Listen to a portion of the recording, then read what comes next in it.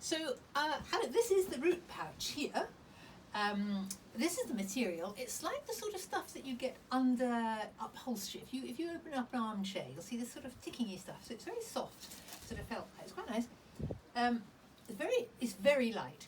So I've just put in this David Austin rose, actually, just after Elaine's been talking about them in our blog. This is one I've always wanted, a Roald Dahl one. I'm going to take it up north. So this is ideal for it to travel in.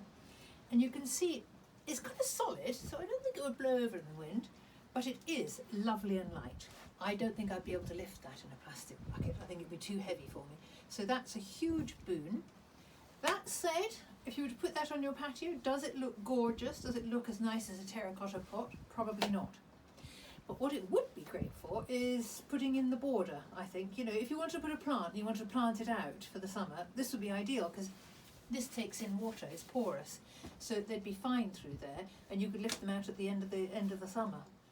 So these are, I think, great additions. They are microplastic, so you have to bear that in mind.